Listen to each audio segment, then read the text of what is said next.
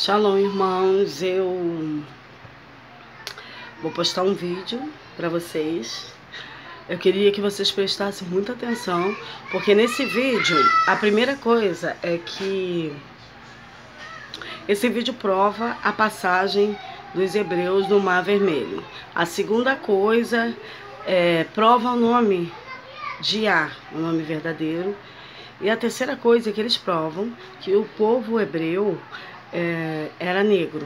Então eu gostaria que vocês prestassem bastante atenção na fala do locutor e prestassem bastante atenção nas figuras, né, que eles mostram. É uma prova científica, então não tem como nem ninguém falar nada, entendeu? Porque é uma prova científica, entendeu? Que eles mesmos produziram e sem querer eles mesmos estão provando pra gente que nós estamos no caminho certo, tá? Shalom a todos, obrigado e fiquem no vídeo.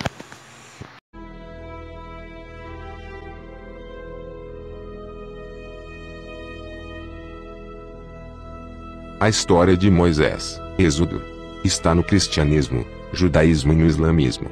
Por milhares de anos os fiéis a trataram como um fato histórico.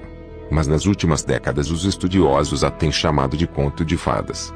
Mas neste vídeo, nos empenhamos a responder a uma pergunta de 3.000 anos atrás. A história de Moisés, é fato ou ficção?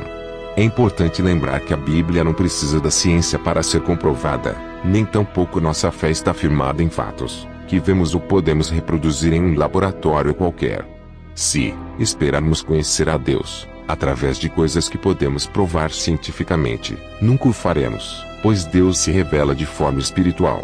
O mesmo ocorre quando tentamos trazer os fatos narrados na Bíblia para dentro do nosso raciocínio lógico. Simplesmente percebemos que estes fatos não se encaixam com nossa realidade, justamente porque são ações divinas e não humanas. Alguém consegue explicar fogo e gelo descendo do céu ao mesmo tempo? Podemos, do ponto de vista lógico, entender um rio imenso como o Nilo se transformando em sangue repentinamente, apenas pelo toque de um cajado. Ou mesmo aceitar que o mar se abriu para que um povo passasse tranquilamente, a pés enxutos. Mesmo tendo infinitas provas de que fatos como estes ocorreram exatamente como estão escritos, ainda é necessário fé para aceitá-los como obras das mãos de um Deus vivo, e não só fenômenos da natureza. Mas para aqueles que ainda questionam, ou querem provar que a Bíblia é apenas um conto de fadas, levantamos aqui provas consistentes da veracidade da mesma. Alguns até tentam explicar os fatos ocorridos durante o êxodo do povo de Israel do Egito. Há cientistas que afirmam que foi tudo uma série de coincidências, que os homens da época interpretavam o que não podiam entender como uma ação de um ser superior. Mas não devemos subestimar estes povos antigos, pois muito da sua herança cultural ainda permanece para nós como um grande enigma, como as pirâmides e os zigurates. Queremos lembrar a vocês que muitos cientistas apresentam suposições e probabilidades do que teria acontecido, e muitos afirmam categoricamente que tais fatos nem ao menos chegaram a acontecer. Mas é preferível crer em provas do que em suposições. O jornal Discovery Times publicou em março de 2000 uma matéria que levantou vários debates no cenário arqueológico mundial. Pena que tais artigos não chegaram a ser notificados pela mídia brasileira. Trata-se mais uma vez das descobertas do arqueólogo Ronald White, arqueólogo amador, contestado, criticado e perseguido por muitos, mas homem de muita estima de autoridades no Oriente. Pois nenhum arqueólogo ocidental parece ter conseguido espaço para explorar aquela região, tal como fez o Sr. White. O jornal Discovery Times reportou os achados que incluem vários artefatos antigos, como restos de carruagens, rodas e até ossos humanos. Também foram encontrados novos sítios arqueológicos com inscrições antigas, datadas da época de Moisés, e rotas de peregrinação do povo de Israel. Provas realmente impossíveis de serem ignoradas e invalidadas. Antes de relatarmos as descobertas do Sr. Ron White, é importante salientar que ultimamente muitas provas da passagem do povo hebreu pelo Egito têm surgido. E muitas narrativas dos acontecimentos descritos outrora somente na Bíblia têm sido considerados como verdadeiros, devido ao aparecimento destas provas encontradas em escritos de outras culturas. As narrativas do êxodo do povo hebreu eram interpretadas por muitos arqueólogos como sendo apenas uma lenda inventada durante o exílio deste povo na Babilônia.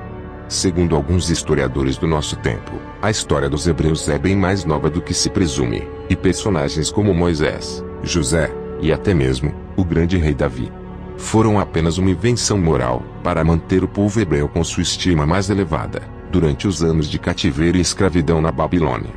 No entanto, existem provas que contrariam tais visões, pois foram descobertas referências históricas sobre a escravidão dos hebreus, sua fuga do Egito e também as 10 pragas que ocorreram nesta época.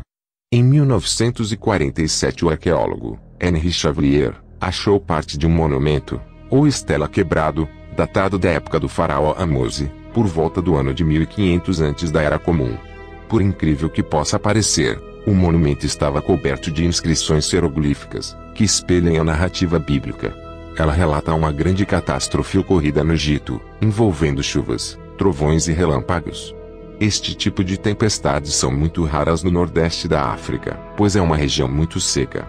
Isso é um fator muito interessante, pois a narrativa bíblica sobre as pragas do Egito também enfatiza fatores climáticos, e agora encontramos este artefato da mesma época narrando um acontecimento tão similar. A estela de Ahmose menciona a tempestade. A Bíblia também fala sobre tempestades no tempo das 10 pragas. A estela menciona que o Egito foi envolto por uma repentina e terrível escuridão. A Bíblia menciona exatamente a mesma coisa. Mas um dos detalhes mais importantes é o fato da estela afirmar algo muito peculiar.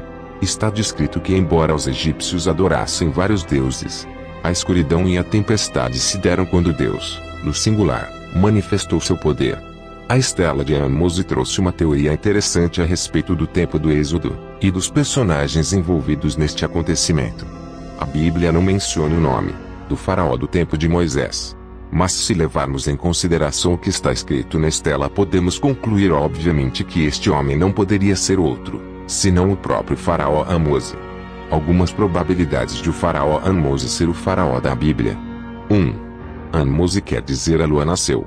É possível que o pai de Ahmose tenha escolhido este nome por ser um jogo de palavras, pois em hebraico Ahmose significa irmão de Moisés. É possível também que o pai do faraó tenha se lembrado do príncipe egípcio com o que crescera e por isso teria colocado este nome em seu filho. 2. Na história, o faraó Ahmose é famoso por expulsar um povo estrangeiro do Egito. Por volta de 1550 antes da Era Comum, o Egito era governado por pessoas que os antigos chamavam de Ixos. A história egípcia afirma claramente que os Ixos que governavam Avaris eram semitas como os israelitas, e que partiram em massa, em um êxodo conhecido como a expulsão dos Ixos. 3. A Bíblia conta a história do povo de Israel deixando o Egito e indo para o leste. Na mesma época independente da Bíblia, nós temos a história dos Ixos sendo expulsos do Egito. É possível que estas histórias estejam descrevendo um mesmo fato, só que de pontos de vista diferentes. 4. A maioria dos peritos data o Êxodo em 1270 antes da Era Comum, durante o reinado de Ramsés II. Mas hoje, alguns estão abandonando esta ideia, pois a Bíblia nos dá informações que podem situar o Êxodo, não muito longe, antes do reinado de Salomão, no meio do século XV antes da Era Comum. Isso colocaria os acontecimentos do Êxodo para 1470 anos antes da Era Comum, a menos de 100 anos da data tradicional da expulsão dos Ixos. Perto demais para ser coincidência. Sabemos pela Bíblia que os israelitas chegaram ao Egito cerca de 200 anos antes do Êxodo. No hebraico original, a Bíblia chama os israelitas de povo de Deus, ou amo Israel. E se o Êxodo realmente aconteceu, devem haver provas da chegada deste amo Israel no Egito por volta de 1700 antes da Era Comum. A 400 quilômetros ao sul de Avaris, fica a tumba de Beni Hassan. Ela data de 1700 antes da Era Comum, e há nela pinturas nas paredes perfeitamente preservadas, que registram uma migração antiga para o Egito da região atual de Israel. Como na Bíblia, ela envolve semitas barbudos, sobre mulas levando famílias e rebanhos para o Egito. Como os israelitas bíblicos, eles usavam túnicas coloridas. A inscrição hieroglífica nas paredes chama este povo de Amu, ou o povo de Deus. Os israelitas teriam vindo ao Egito a pedido de José, que alcançara um dos mais altos cargos no governo daquela terra. José era conhecido como filho de Jacó, ou seja, Jacó. E ele se tornou tão poderoso que usava no dedo o selo da autoridade real. Várias escavações arqueológicas foram feitas em Avaris, à procura de indícios da presença de israelitas, e mesmo de José no Egito, e por incrível que pareça o selo real foi encontrado precisamente no local mais provável. Foram achados não só um, mas sim 9 selos de autoridade real, que teriam pertencido à família ou a oficiais de José. Nos selos estão escritos os nomes Jacob, pai de José, que não são nem de longe nomes egípcios, mas sim nomes bíblicos da tradição judaica. Foi a única vez na história que nomes hebraicos apareceram em selos egípcios. Isso valida a narrativa bíblica, e liga Avaris, à Bíblia. Essa figura egípcia mostra inscrições sobre o trabalho escravo no Egito no século XV a.C., na fabricação de tijolos e na construção. Êxodo 1, 11 a 14. Alguns textos egípcios mencionam cotas de tijolos e uma falta de palha, como esta escrito na Bíblia em Êxodo 5, 6 a 19. Há sinais das pragas nas ruínas da antiga cidade de Avaris, e no chamado papiro de Ipuer, encontrado no Egito no início do último século, levado para o Museu Arqueológico Nacional em Leiden, na Holanda, sendo decifrado por Gardiner, em 1909. O papiro completo está no livro das advertências de um egípcio chamado Ipuer. Este descreve motins violentos no Egito, fome, seca, fuga de escravos com as riquezas dos egípcios e morte ao longo da sua terra. Pela descrição, ele foi testemunha de pragas como as do Êxodo. No papiro de Ipuer, você encontra narrações de acontecimentos idênticos aos descritos por Moisés, em Êxodos, só que em uma versão descrita por outro ponto de vista. Existe também uma descoberta realmente considerável, da passagem do povo hebreu pelo Egito, que é conhecida como o Vale das Inscrições, Wadi Muqattel, localizado na península do Sinai, contendo inscrições feitas por hebreus que descrevem com detalhes a fuga pelo Mar Vermelho. As inscrições foram feitas em hebraico antigo, e apesar de não se saber quem as tenha feito, pode-se afirmar com certeza se tratar de um acontecimento ocorrido no tempo do Êxodo, devido à forma de escrita que foi usada e também a detalhes descritos. Existem hieróglifos egípcios, mencionando as minas de turquesa, da região de Serabit, El-Qadim, e inscrições de mineiros canaanitas e nabateanos, em grego, latim e árabe, ao longo do vale. O explorador Charles Forster publicou estes achados em seu livro, Sinai Photographed, em 1862. A passagem do povo hebreu pelo Egito também é fundamentada pelas descobertas feitas na parte ocidental do Nilo, onde a Universidade do Instituto Oriental de Chicago estava fazendo escavações em Medinet Habu, área do sul da necrópole de Tebas. Arqueólogos descobriram evidências de algumas cabanas semelhantes às casas de 4 quartos, predominantes na Palestina durante toda a Idade do Ferro, 1200 a 586 a.C. Alguns famosos e conceituados historiadores da antiguidade também relataram a passagem dos hebreus pelo Egito. Flávio Joséfo, historiador judeu do primeiro século depois de Cristo, em sua obra Joséfo contra Pion I, 26, 27 e 32 menciona 2 sacerdotes egípcios, Maneto e Queremon, que em suas histórias sobre o Egito, nomearam José e Moisés como líderes dos hebreus. Também confirmaram que migraram para a Síria sulista, nome egípcio da Palestina. Diodoro Sículo, historiador grego da Sicília, aproximadamente 80 a 15 AC, escreveu que antigamente ocorreu uma grande pestilência no Egito. E muitos designaram a causa disto, a Deus, que estava ofendido com eles porque havia muitos estranhos na terra, por quem foram empregados ritos estrangeiros e cerimônias de adoração ao seu Deus. Os egípcios concluíram então, que a menos que todos os estranhos se retirassem do país, nunca se livrariam das misérias. Herodoto, historiador grego intitulado O Pai da História, escreveu o livro Polimnia. Na seção C.89 escreve: essas pessoas, hebreus, por conta própria, habitaram as costas do Mar Vermelho, mas migraram para as partes marítimas da Síria. Tudo o que é distrito, até onde o Egito, é denominado Palestina. São localizadas as costas do Mar Vermelho, em parte, hoje o Egito, enquanto são localizadas as partes marítimas da Síria Antiga, em parte, o atual Estado de Israel. As descobertas de Ronald White. Em 1984, White fotografou e filmou as regiões de Midian, na Arábia, levantando provas e evidências da verdadeira rota dos hebreus. Muitos documentos e até mesmo nossas Bíblias modernas trazem mapas apontando uma outra rota possível para os reais itinerários do povo de Israel, contudo carecem de comprovação arqueológica. Mesmo sem haverem provas concretas, algumas regiões no Egito foram tradicionalmente aceitas por judeus e cristãos, como sendo a rota do Êxodo. Um monastério foi construído pelo imperador Justiniano em 527 d.C., que determinou a localização do Monte Sinai. Anteriormente já havia sido construída uma igreja neste local, pela mãe do imperador Constantino.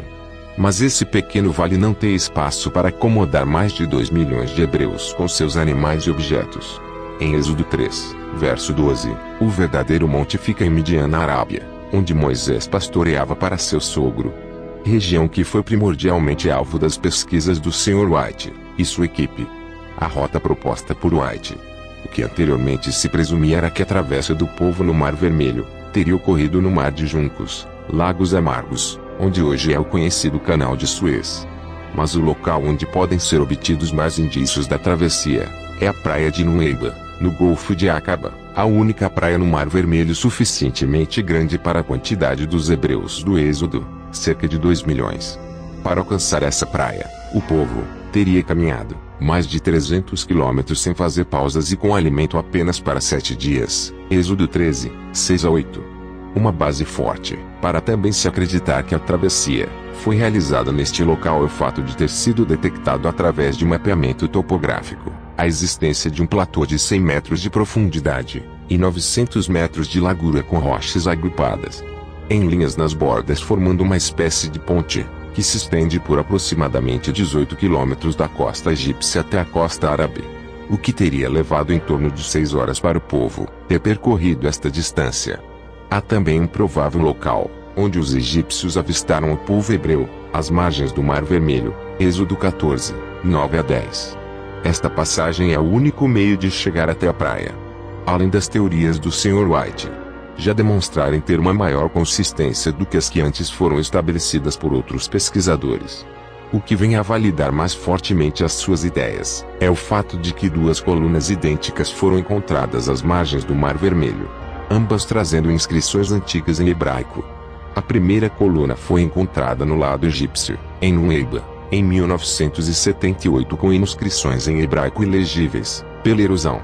Em 1984 no lado árabe, Midian, foi encontrada a segunda coluna tem a mesma inscrição da primeira, é legível as palavras Egito, Salomão, Edom, Morte, Faraó, Moisés e Yaú, significando o milagre da travessia do Mar Vermelho, por Moisés e que foi erigida por Salomão, em honra a Yaú. Há uma referência em Isaías 19 verso 19 que pode estar se referindo à coluna do lado egípcio.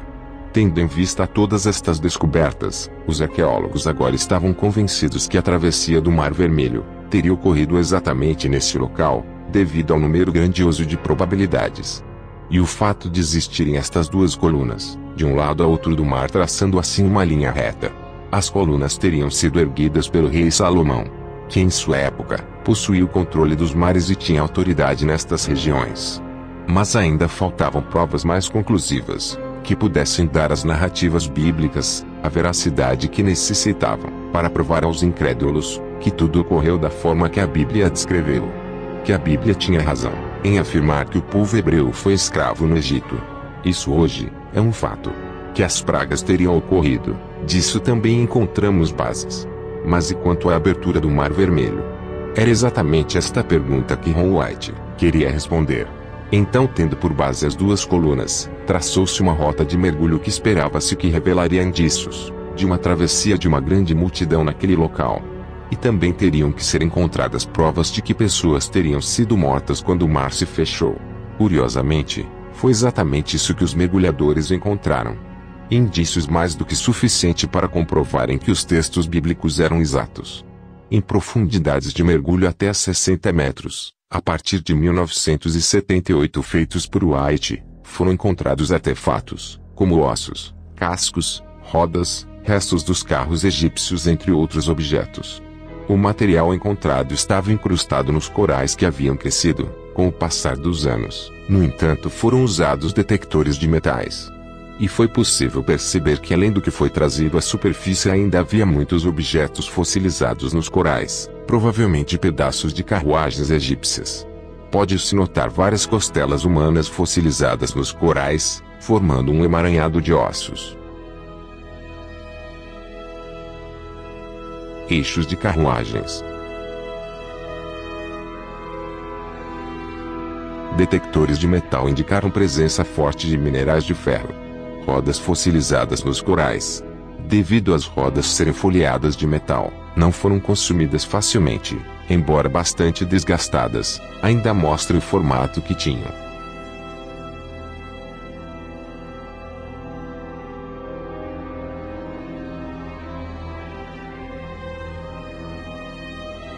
Também foram encontradas rodas recobertas de materiais nobres como ouro e prata. Estas estavam em melhor estado de conservação, devido à maior resistência destes metais nobres. Provavelmente tenham pertencido às carruagens dos oficiais escolhidos de Faraó, provavelmente capitães.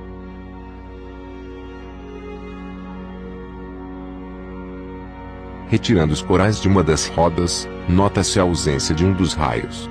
A Bíblia menciona que os carros de Faraó quebravam quando os soldados perseguiam o povo hebreu, pois Deus fazia isso para que não os pudessem alcançar. As rodas são semelhantes às usadas na época da 18ª dinastia, 1540 a 1515 a.C. Foto de um carro egípcio da época. Era da 18ª dinastia dos faraós, e é notável a semelhança com as rodas encontradas no mar. Amigos, a Bíblia tem sempre razão. E cedo ou tarde, a ciência sempre confirma.